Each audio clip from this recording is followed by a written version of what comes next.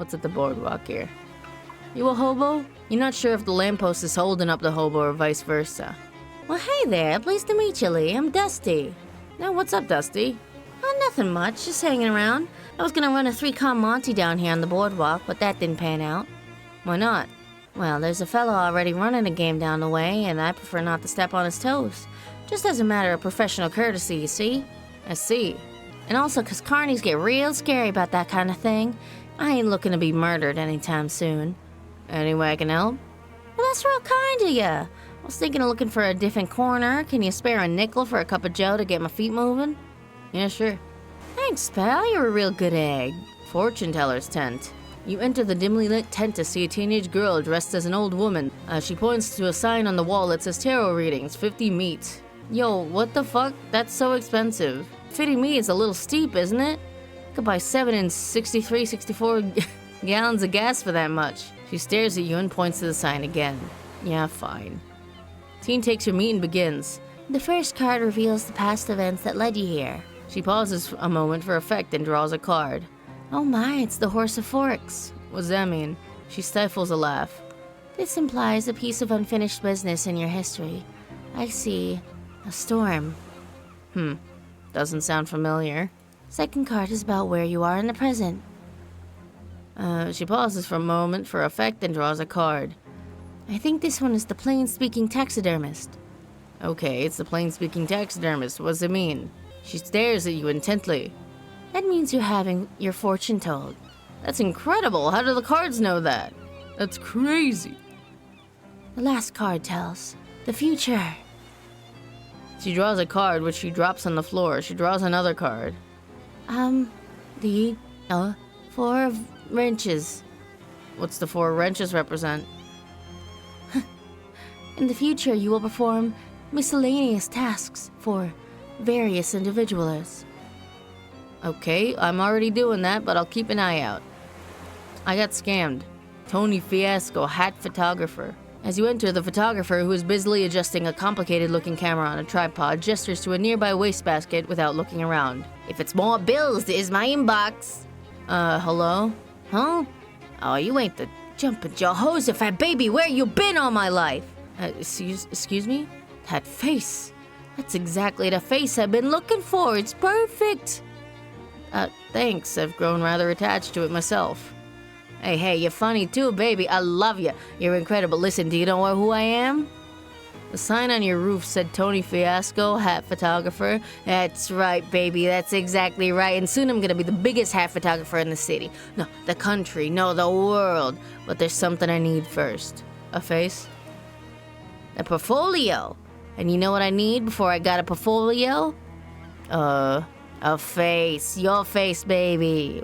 Well, Don't say no. Don't you dare say no, baby. Listen, it's easy. All you gotta do is stroll in here wearing a hat.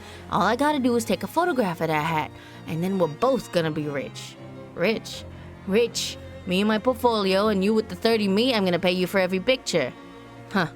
Well, gotta be different hats, though. Gotta be a different hat every time. I can't pay you nothing for the same hat twice, got it? Okay, how about this hat? What is that, a broken coconut? Perfect, I love it. Easy mate, baby. Spend it in good health and come back soon, okay? Okay. Now I gotta wear all my hats.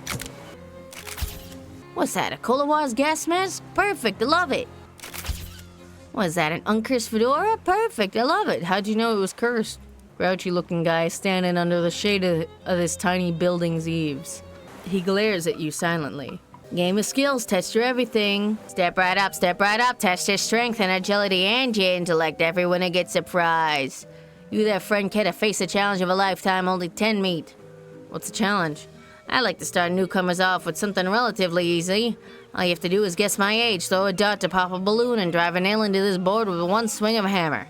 At the same time? That's right, care to try it? Yeah, sure. You aim the dart while winding up your arm for the hammer swing and squinting at the proprietor. Well, you look about 38, but bang! You reek of cigarette smoke, so I'm gonna say 34. Nicely done, right on the money. Here's your prize, some fancy new beach shoes. He takes a pair of clogs out from under the counter and hands them to you. Hooray. Makes you walk like a crab. Please. Hell the fuck yeah, that's my favorite, dude. Hey, welcome back, here to test your skills on our second level challenge. What is it? Take this mallet, hit this lever here hard enough to ring the bell while shooting a bullseye with an air rifle and solving this crossword puzzle. How hard's the puzzle? It's a Thursday puzzle, so it's tough but not unmanageable. Well, no thanks. Now with that attitude you won't. What? A privatized healthcare station. What's for sale?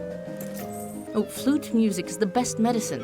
Ooh. This book was published by the International Association of Flautists Who Are Not Doctors and should absolutely not be taken as actual medical advice. I'm taking it. Gauze turban. 3 max HP. I'll take it. It's a hat. Good hat to wear if you're planning on sustaining a scalp injury. Hello. X-A. X-A-M-O. X-A-M-O. X-A-M-O-I. X-A-M-O-I. X-A-M-O-I? A-M-O-I-X. Wait, hold on. Axiom?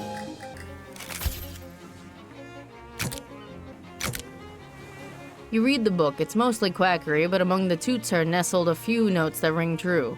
Maybe flute music really does have magical healing properties. There's a chart of fingerings in the back. If you can stop laughing long enough, you could study them and get better at playing the flute. Ooh, I can afford it, but I think I would rather have more basic skills. Rhythm in your blood. How much I got? 78? I'm gonna go with this one, and then I'm gonna get good eyesight. Yes. And I should have enough moxie. Oh no, it's mysticality, ain't it? Fuck. Let me drink the fucking toothpaste. You brush your teeth, the resulting glow allows you to get a really good look at your toothbrush. How long's it been since you cleaned this thing? Glowing smile, +1 mysticality. Which means I should be good enough to read the handgun's tale. This story's pretty boring, but it contains some very technically complex descriptions of advanced shooting techniques. What's in them? You commit the techniques to memory, then practice them by shooting the book to pieces with the nearest convenient handgun. Advanced handgunnery, +1 to ranged weapon attacks. In that case, I'll do Tin Lizzy grease gun.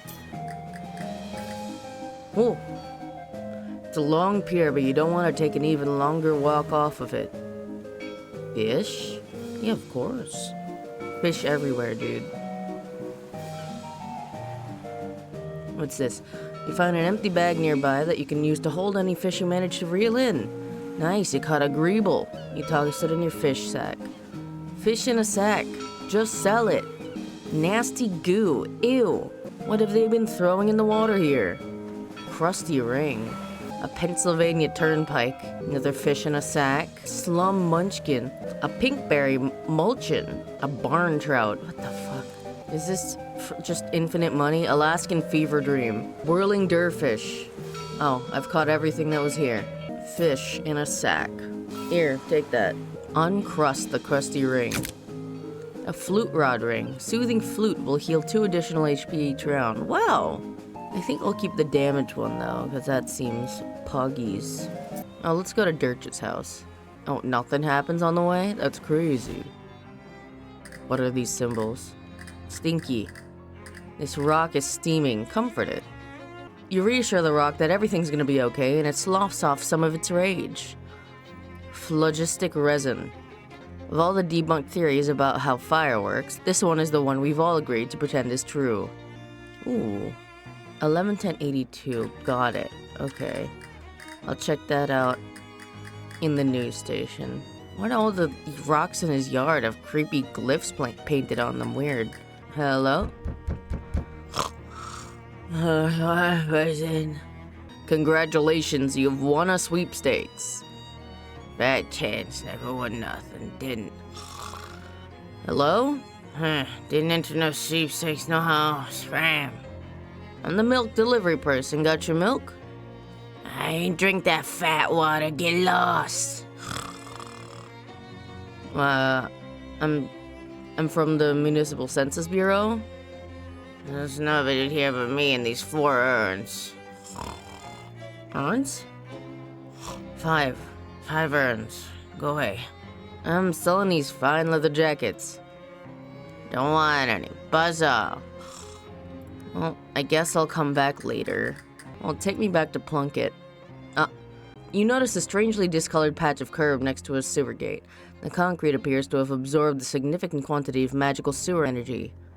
It's strange. Stone like this is normally only found close to ley line intersections, and sewers and ley lines are very different things, almost the opposite things. Who knows? Maybe shit's magical down there. How do you think the pet gators get so big? Don't they grow monster goldfish down there? Curious. Oh yeah, I can ask Charles while I'm here about that thing. Saw your name at the visitor's book in St. Polycarp's. Oh sure, I do a little whittling to pass the time now and again, and sometimes I go to St. Polycarp's to look at the gargoyles. Here, have one. He opens his desk drawer and tosses you a little wooden gargoyle on a leather cord. +1 spooky armor. Little wooden gargoyle on a leather strap, whittled by Charles Wallace. The base has the motto, "Keep on truckin'," carved into it. Oh neat, thanks. Oh, here we go, November 10, 1882. The cover story for that date is the sinking of the Porquad, a whaling vessel that operated off the coast of Ocean City. The story says that the wreck had only one survivor, Captain Augustus Dirch. Despite his best efforts to go down with the ship, he was rescued and transported to shore by a friendly otter. Tragic and adorable. How are you rescued by an otter, dude? Like, you're either light as fuck or that otter is strong as hell. I'll go ask him about it. As you're walking through Ocean City, you encounter a mailbox that has been tipped over by some vandals. You write the letterbox. It was heavier than it looked, but you're more responsible than you look too. I want to ask you about the Porquad. Alright, you better come in. Oh, that's a lot of urns. Peg-leg Johnny, Handsome Jeff, Less Handsome Jeff, Barnacle Face, Fifth Sailor. Silver tray. Wash basins full of salt water. Hell yeah! Saltwater fish in it. Spearmint taffy. Increases the damage of your ranged weapon attacks by 1. Wow. The spearmint flavored saltwater taffy will help you keep your cool, which is what you need to be good with ranged weapons like spears, assuming you're throwing the spears. Look, there isn't any such thing as bullet mint. If Dirch's career had been more successful, this would have been a Commodore's commode. This fishing rod is caked in salt. Either it hasn't been cleaned in a long time, or the captain uses it to catch horses. Any chance I can just take this? That ain't mine. Think the cat dragged it in. So is that a yes? Don't remember the question. This device combines the fishing pole and the harpoon in case you want to go fishing, but you don't know what order of magnitude of fish you're after. Huh. Is that, like, better than the other? Yeah, it's just a better fishing rod. That's crazy. This nightstand looks like it was dredged up from an old shipwreck. There's a blubber lamp on top. It's a simple device, a glass vessel filled with whale blubber with a wick stuck in it. Blubber lamp really rolls off the tongue, though. Just a really delightful phrase. Say it. Blubber lamp. Incredible. Say it again. Blubber lamp. Delightful. Say it again. Blubber lamp. Wonderful. Say it again. Blubber lamp. Wonderful. Okay. This cot smells like fitful old man sleep. An elderly gray cat nervously washes itself in the corner. Try to pet it? The cat shies away from your touch. You notice he's wearing a collar that says Ishmael. He must be nervous about the overall state of affairs in this house. An old gray-bearded man in a sea captain's hat is glaring at you suspiciously. Glare at him back.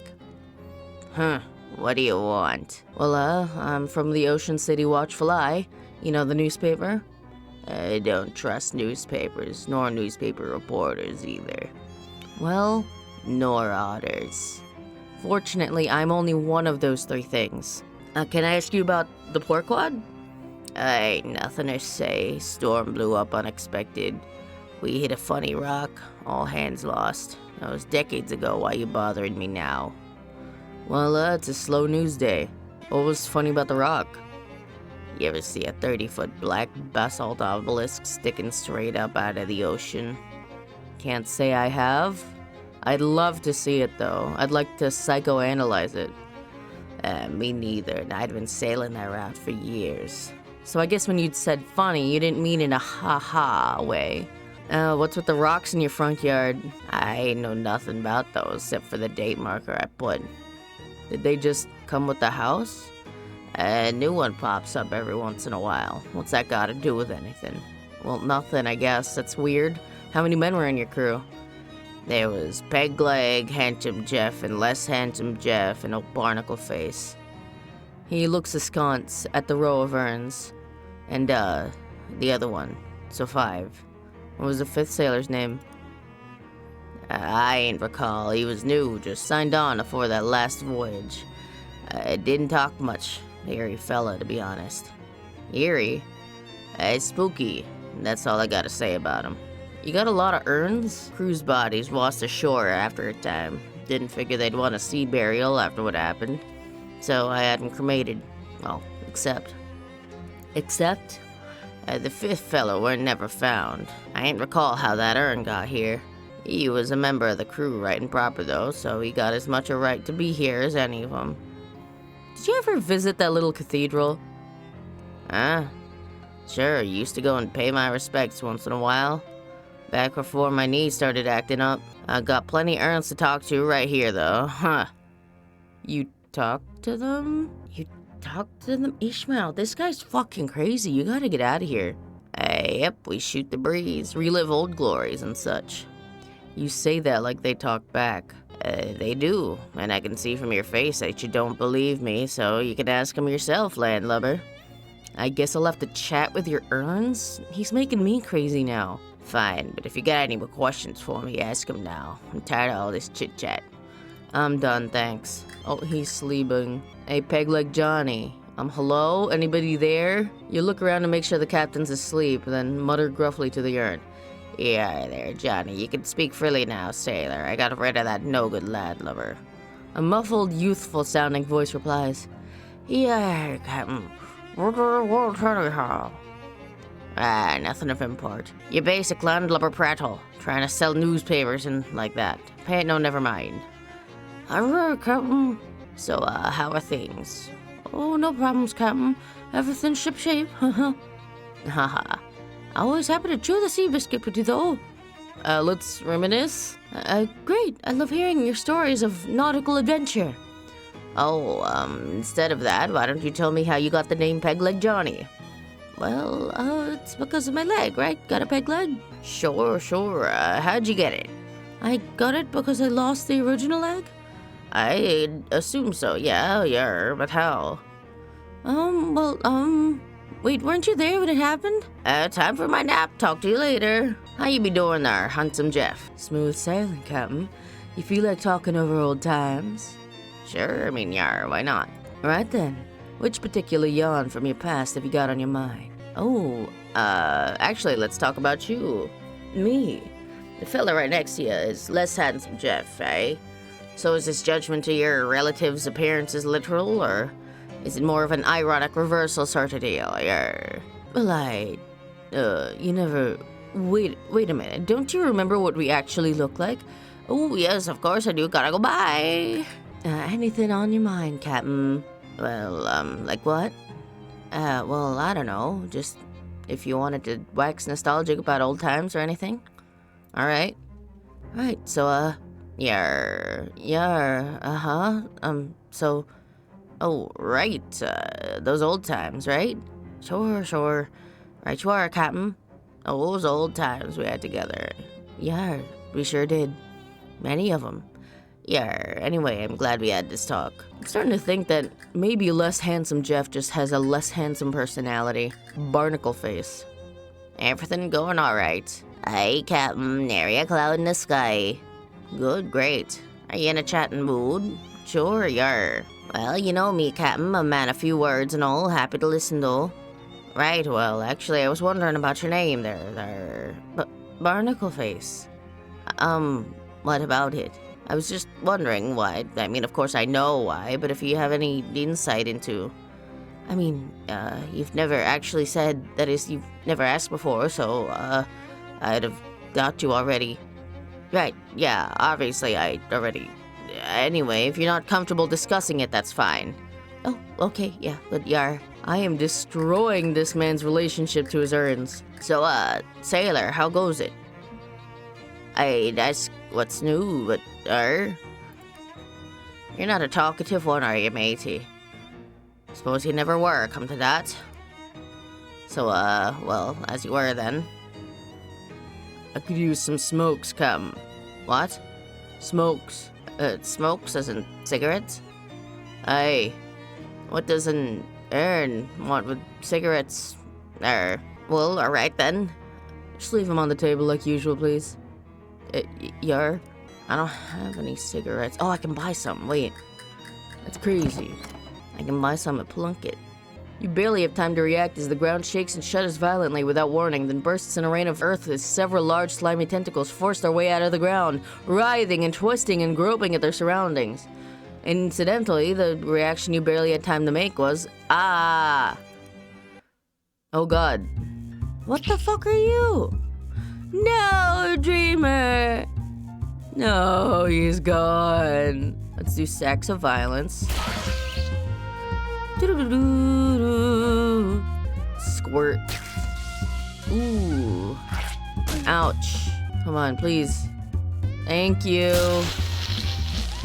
Oh, thank God. Heal me, please. Thank you. Ouch. Hurts. But I'm alive. No. Oh, I am alive. Cool. Flout. Kill. Hopefully the spider will kill one. And Gabby, heal me, just in case. Ouch. Okay, good idea. And it died. Hoggies. Ooh, Dreamer is stronger. You won. They're gonna need 10 of those things if they want to tackle you. You follow a trail of disturbed earth and cracked pavement from the place where the tentacles popped out of the ground to a place where presumably they popped in. And by presumably, I mean obviously, because that place is a house with slimy, wriggling tentacles poking out of all of its holes. Did you have to phrase it that way? This is not some hentai, dude.